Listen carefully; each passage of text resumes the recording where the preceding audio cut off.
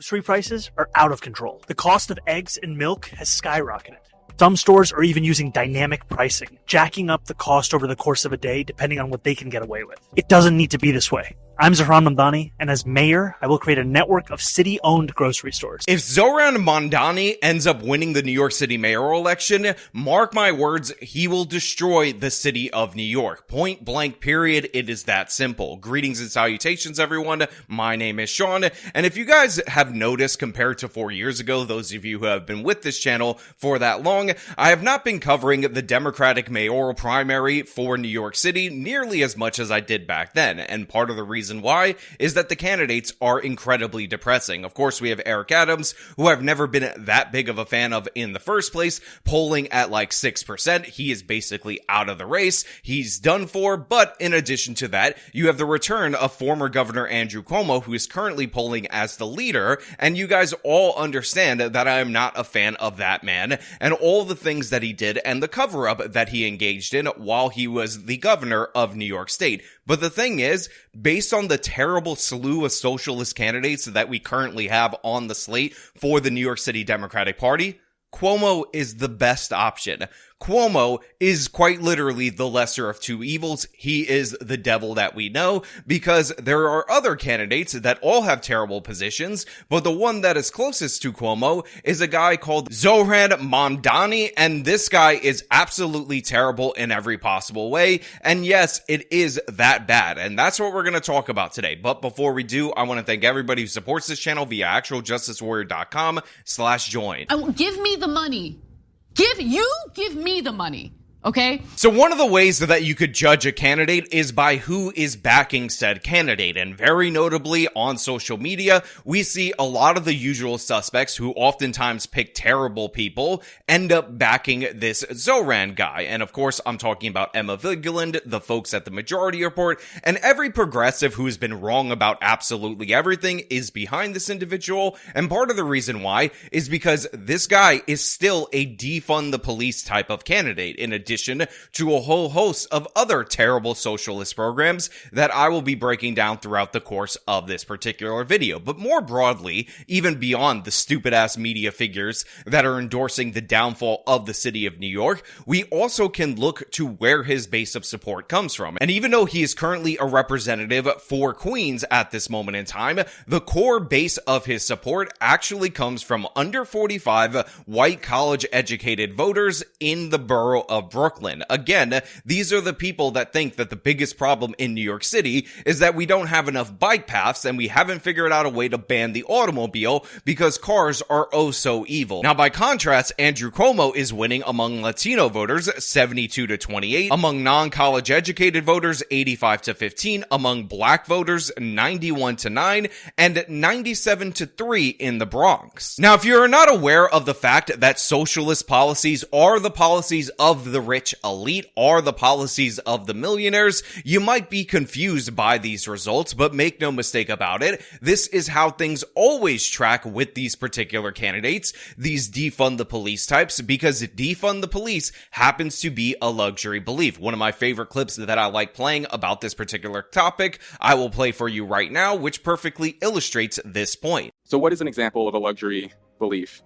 Well, in 2020, the defunded the police movement gained a lot of momentum. And in early 2021, YouGov ran a survey and found that overall, Americans were very much against defunding the police. But when they broke down the results by income category, they found that the highest income Americans were by far the most supportive of defunding the police. There was another survey of just Democratic voters and found that white Democrats were far more supportive of defunding the police than black and Hispanic Democrats. And so as a result, despite the fact that most people didn't want this, many cities across the U.S. subsequently reduced spending for police departments. And this has contributed to the violent crime wave that we've seen over the last couple of years. So in the U.S., relative to those who earn $75,000 or more per year, the poorest Americans are 7 times more likely to be victims of robbery, 7 times more likely to be victims of aggravated assault, and 20 times more likely to be victims of sexual assault. It's important here to understand that to not stop crime is to actually victimize the poor. This is a luxury belief. But again, if you can believe it, Mamdani's support for defund the police isn't even the number one reason why you shouldn't vote for this person, because this guy is also an advocate, and I played a little bit of the clip for you in the beginning of this video, for socialized New York City run grocery stores, which would be absolutely devastating to businesses across the city. Grocery prices are out of control. The cost of eggs and milk has skyrocketed.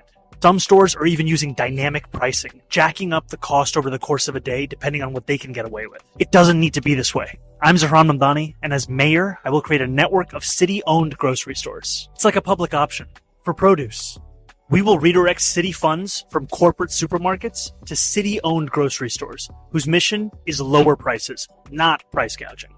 These stores will operate without a profit motive or having to pay property taxes or rent, and will pass on those savings to you. Now look, that might sound like a good idea to you. You know, if you consumed a lot of lead as a child or you suffered a traumatic brain injury at some point in your life. But the fact is, this policy is one of the dumbest things humanly possible that you could propose, especially in a city like New York City. So first and foremost, the idea that the price of eggs is up not due to the avian flu, but due to dynamic pricing and corporate price gouging is absurd in every possible way. Again, egg prices are up absolutely everywhere. There's higher costs for delivery and rent and all that stuff that goes into the prices that you pay in the city of New York. But the idea that the solution to this is to have government-run grocery stores that are going to undercut all the private stores across the city because they don't have to pay rent, they're not going to be concerned about profit, and they don't have to pay property taxes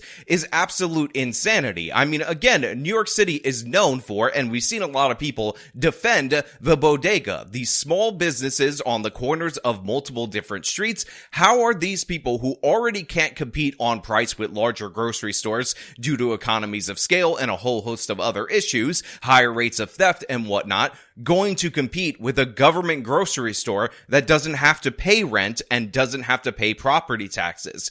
Obviously, the end result of this particular program is one, a huge taxpayer burden in order to cover the rent and all the expense of running this network of grocery stores, but two, the normal grocery stores that everybody ends up going to and the bodegas, those small businesses, being put out of business. This guy is an absolute madman, and again, that's just one idiotic, stupid policy that he's putting forward based on the false premise that the real secret behind prices going up on the grocery store is not inflation or, for eggs, the avian flu. It's actually corporate price gouging. Ridiculous in every possible way, but we're just getting started. Let's talk about housing. Let's talk about the housing crisis.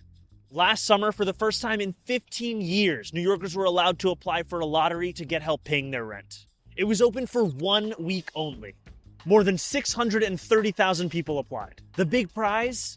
Getting on a wait list with 200,000 other New Yorkers. This is the housing crisis in 2025. Unless you're wealthy, it's basically impossible to find or stay in a home that you can afford. It's time city government actually did something about this. I've already told you about my commitment to freeze the rent for every single rent-stabilized tenant.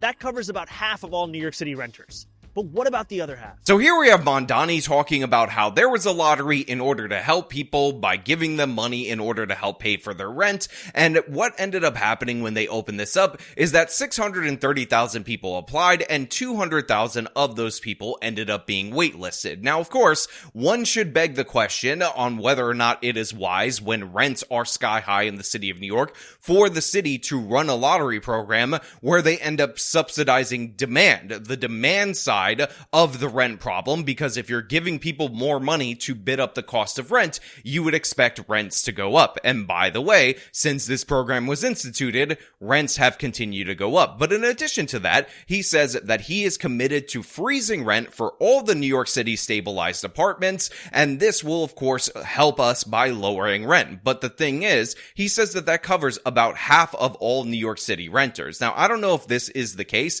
What I do know is that 1 million apartments in the city of New York are covered by rent control or rent stabilization. So that's 1 for every 8 residents within the city of New York, which begs the question, or of course should beg the question, if rent control and rent stabilization actually works, if it actually keeps the price of rent down, then how come you have sky high rents when this many people, according to Mamdani, or this many apartment units, according to the numbers, are covered by these particular programs? Obviously, what we see time and and time again, replicated everywhere where rent control and rent stabilization applies, is that these programs actually lead to increases in rent because they discourage building, and of course, they end up incentivizing other units within the same buildings because you have to reserve a couple of units below market value to be luxury units that end up costing much, much more. So he wants to make this problem even worse, disincentivize building even more by freezing rent in those rent-controlled buildings or rent-stabilized buildings, which of course will cause the landlords and the property owners to raise the rent on their non-stabilized units because most of these buildings have a mishmash of stabilized and non-stabilized units due to the fact that progressives like this absolute doofus end up mandating all these different requirements for you to build anything. So this, of course, will lead to rents going up, not down, which is unsurprising. But don't worry, Mamdani has another solution for that. He is going to build like you would never expect him to build in the city of New York. So let's hear about that. We need more housing. A lot more. As mayor, I'll build 200,000 new, permanently affordable, union-built, rent-stabilized homes over the next 10 years, tripling what we're currently set to build.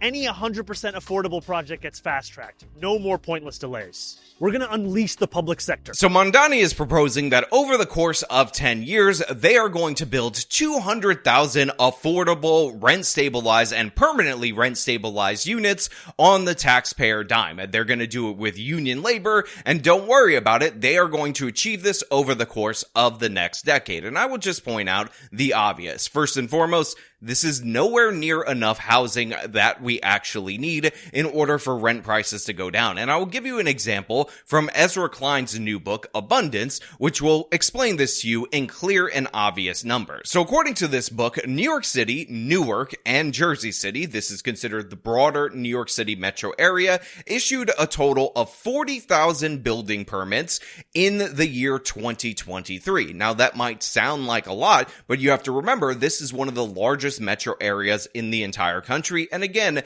demand for housing is extraordinarily high in these three places due to the fact that one of them is New York City and Newark and Jersey City are really close to New York City. Well, by comparison, the Houston metro area, which is a third of the size in terms of population as those three cities, issued 70,000 building permits in that same year. 70,000. And Houston is widely regarded as one of the most affordable big cities in the United States of America. And one of the reasons why is because there are no zoning laws in the city of Houston. And they don't need all these schemes where you have to hold this many units below market value, that many units above market value, and you have to get all these approvals and have to follow all these regulations. And you don't require public funding in order to do so. So New York City, if we're going by the fact that the metro area is 3 times the size of Houston, would have to issue per year in order to just keep pace with the city of Houston, in order to just match them and stabilize and maybe lower rents a little bit, 210,000 building permits per year. And this guy is promising 200,000 over the course of 10 years. And by the way, he's running for a 4-year term. If you think this is going to happen, if you think this is a rational policy, you have another thing coming. Now, to be clear, because the New York City metro area has blocked building for so long, you would probably need to issue 250,000 to 300,000 building permits in the surrounding areas to actually see a decrease in rent prices. And of course, they should not come with all the restrictions like rent stabilization and all this other crazy stuff. In addition to that, this guy is promising to unleash the public sector. We're going to use public sector money. So we're already, by the way, going to bankrupt the private businesses that pay property tax, that pay rent, which, by the way, the landlords end up paying taxes on that money received in order to have city-run grocery stores. But in addition to that, we're going to apparently also build all of these affordable units on the taxpayer dime.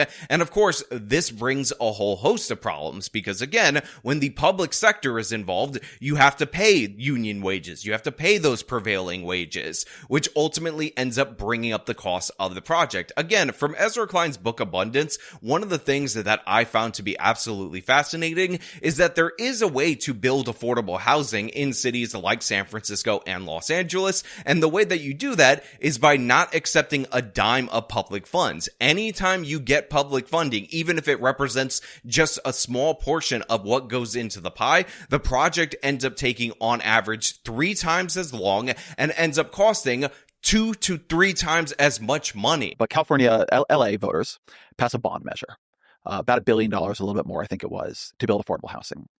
6 years later, when I'm writing about this, they have built a couple thousand units at an average cost of $600,000 to $700,000 a unit.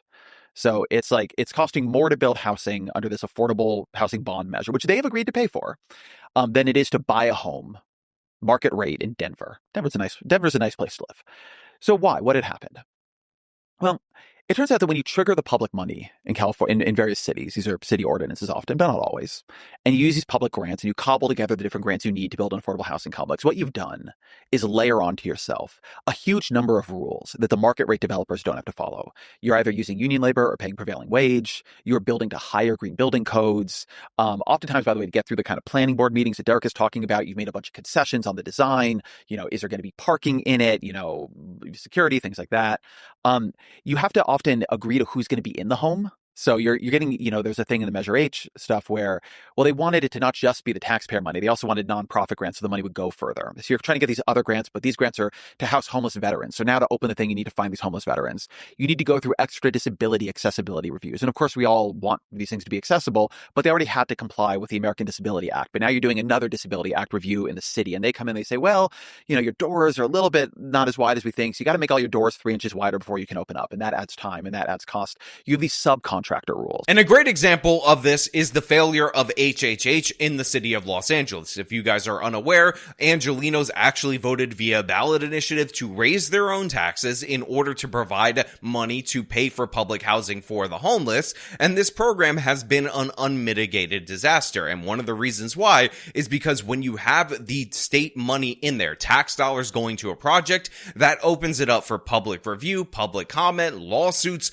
all sorts of other problems. But HHH wanted to be efficient, so it said that it was only going to put up a portion of the money publicly, even though that exposes the whole project, by the way, to all those different lawsuits, and they were going to seek out the rest of it from a bunch of different nonprofits or investors. But the thing is, nonprofits end up having nonprofit-based interests. So if you're getting money for a veterans group, then all of a sudden you have to focus on the veteran homeless. If you're getting money from a women's group, like a domestic abuse group, you have to focus on women who suffer from domestic abuse. And again, I will also point out, even if you were able to square all of this, you still become subject to all the different various standards that statewide and citywide public works projects have, like environmental add-ons that you need to have in order to be compliant with the green agenda. And by the way, all of this is true in the city of New York as well. So one of my favorite examples of how terrible this policy actually is that one of the developments that they were going to put up, that they were finally getting close to getting approved,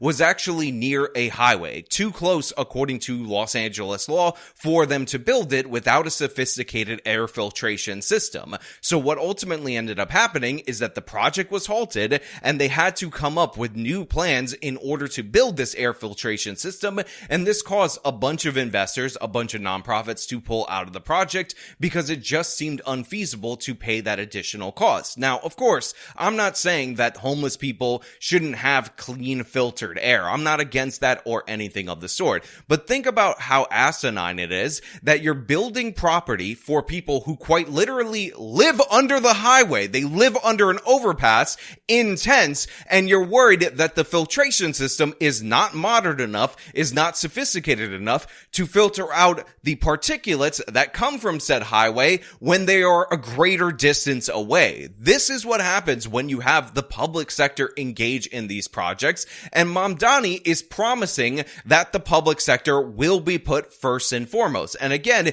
he is opposed to private developers. He wants to limit private developers. So he's promising programs that absolutely do not work. He's promising to kneecap private developers and make it more difficult for them to build, while also at the same time claiming that the taxpayer will somehow suddenly become more efficient and be able to skirt all the environmental rules, which we have seen time and time again become more stringent on public projects, not less stringent. New York City is a majority tenant town, but too often our government works for the landlords. It's time to take the power back and build housing for the many.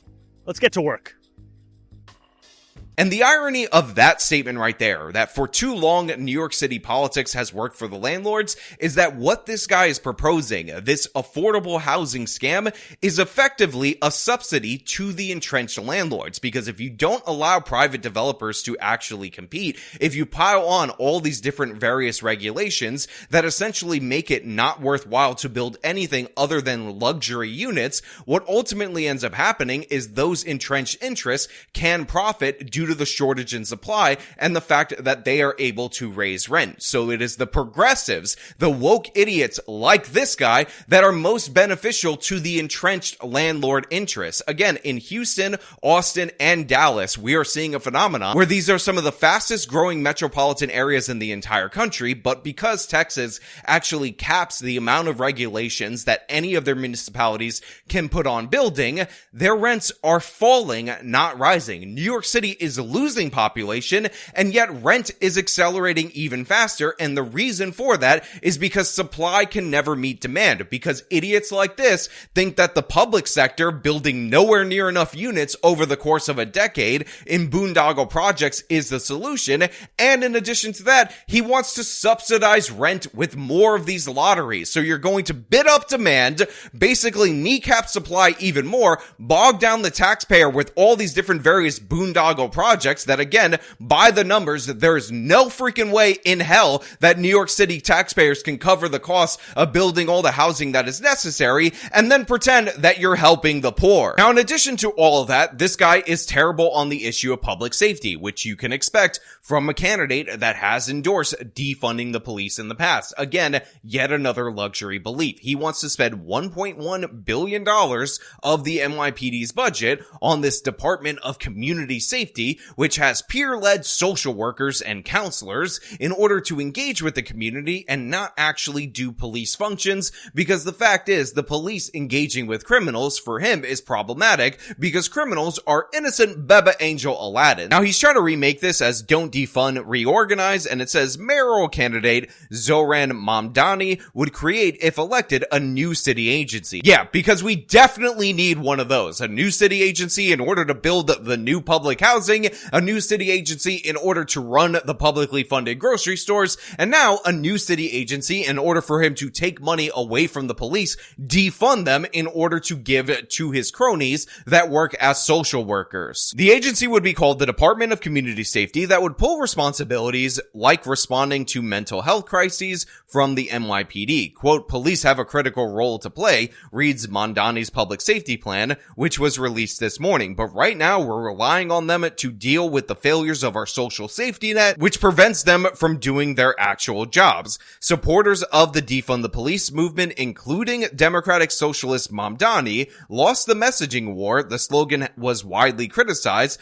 but the idea behind the movement, which peaked in 2020, wasn't just cutting the NYPD budget. It was also about reallocating funds to a social safety net. Mamdani's plan would do just that, led by an unprecedented city investment in mental health services that prioritizes peer-led programs like mental health clubhouses and expanding the Be Heard program that deploys mental health professionals to emergency calls instead of cops. So yeah, this guy is just defund the police under another name, and by the way, the budget cut that he is proposing in order to give money to this new agency is extraordinary. It's about a sixth of the NYPD budget. The Department of Community Safety would have a $1.1 billion budget, Mamdani estimates, making it larger than the Parks Department and just a fraction of the NYPD's $6.4 billion operating budget. More than half of that would come from existing programs, folding programs from the mayor's office in order to prevent gun violence and the Office of Prevention of Hate Crimes into the new agency, but it would include $500 million in new funding it needs too. Knowing full well that opponents like Cuomo slam Mamdani for defund, his campaign has rejected the framing. The plan does not mention reducing the NYPD's budget, and a Mamdani spokesperson, Andrew Epstein, said that they considered the plan to be an additive rather than a one-to-one transfer from the police department. This was driven out by a desire to deliver public safety for New Yorkers, not a messaging war. So again, notice the sneaky language right there. They're like, listen, it's not going to be a one-to-one transfer transfer from the NYPD the entirety of the budget. Again, we're going to fold in existing programs and whatnot, and then only about half the money is going to come from somewhere, which is of course the NYPD. This is ridiculously stupid and absurd, but it's not even the dumbest policy that this idiot has put forward related to criminal justice. One of the ways that this doof wants to reduce crime is by making city buses free. Now again, if you consumed a lot of lead paint as a child, you might be on board with this. You might think this is a great idea, and he cites this pilot program where assaults on transit workers were down in areas where the buses were free. But this of course misses a couple of different problems. First and foremost, the MTA is already running at a deficit, and they get about 23% of their funds from fares. So if you reduce that significantly by making the buses free, you're creating even more stress on the finances of our mass transit agency. In addition to that, fare evasion enforcement is absolutely crucial for the NYPD's mission in order to get violent perpetrators off the streets before they get into the interior of Manhattan, and this has been proven out time and time again since all the way back in the 90s when William Bratton was the head of the MTA police and then ultimately ended up becoming the police commissioner. And the theory is as follows: the people that are going to violate the big norms in the city of New York, assaulting people, robbing people, and whatnot, are likely not going to care about jumping the turnstiles or getting on the buses without paying. So you enforce at that point, prevent these people from getting into the interior of the city, and that creates downstream positive effects on criminality because you're popping these people for warrants and all these different other things. And in addition to that, you are driving down fare evasion, which by the way, in the city of New York has reached $800 million per year. Again, nearly $1 billion. And again, 50% of the bus riders, according to these same metrics, are also not paying for the buses. So his idea of letting these people who would normally express their violence at the point of being refused entry to a bus into the interior of the city, travel wherever they want to go, is actually going to create more crime just on different people other than the transit employees. Now again, I've hinted at this, I've touched on this time and time again throughout the course of this video, but it's very important for you to understand that there's no way to cover the cost of this. The MTA is already broke. They just instituted a new congestion tax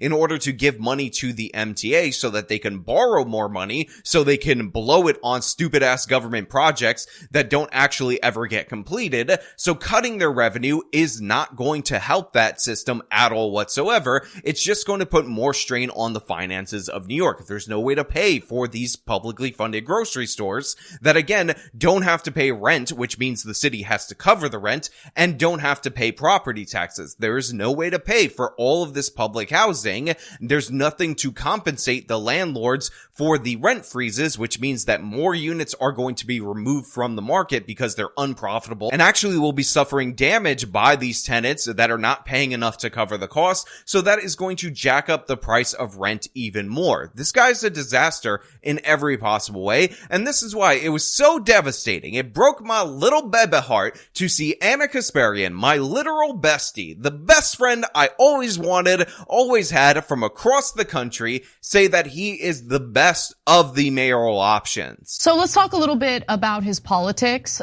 Some things I agree with, some I don't, but nonetheless, out of the Democrats that he's running against. Why don't you cancel him? You don't agree with some of his positions. Okay, hold. He, when you look at the field of Democratic candidates who are running in this primary, he stands out as the best one, in my opinion. Anna, no, wrong. How dare you? This guy is not the best of the bad options. He's the worst of a slew of terrible options. He's the Brandon Johnson of New York City. And honestly, it really does hurt me that you would attack my city, attack me personally by endorsing this guy, even so tepidly as you did, because he does not deserve any praise at all whatsoever. Every single one of this guy's policies, if implemented, would make the lives of ordinary New Yorkers significantly worse. It would put upward pressure on rents. It would destroy small businesses like bodegas and grocery stores. It would have devastating impacts on tax revenue. And of course, it would require the increase in more taxes, which would drive away many of the wealthy people that are paying the majority of the taxes, which would require increases in taxes on ordinary people. One of the tragic things about left-wing government is that not only are we seeing a lot of people with money leave to better tax states, but we're also seeing the death of the family in these particular areas. The number of children in left-wing areas with all these various issues like Los Angeles, Chicago, and whatnot is going down dramatically. These are not places for families to be raised, and these are largely democratically controlled places, so make no mistake about it, it is their policies that are driving this. This guy offers nothing for the average New Yorker, and that is reflected by his base of support, which again is overwhelmingly his strongest base of support, under 45 college-educated white progressives that like to spend their time spending $18 on frozen yogurt bitching about gentrification. Now look, obviously I am hoping that the Republicans will run a candidate that can actually win the mayoral race in the general election, but the fact is the person who wins the Democratic primary has an extraordinarily high chance of being mayor, so it is important for us to mitigate the harm if you actually care about the best possible outcome or the least bad outcome. And unfortunately, we have to root for Andrew Cuomo of all people. Andrew Cuomo is the best of the winnable candidates in this particular race, and that's absolutely shameful and a stain on the New York City Democratic Party. But you know what? Those are just my thoughts. I want to know what you guys think down in the comments below. If you like this video, then show me by leaving a like, subscribe for more content, follow me on my social media, support me via the support links in the description of this video. This has been me talking about the worst candidate in the New York City mayoral race, somebody who actually makes Andrew Cuomo look good by comparison. Till next time.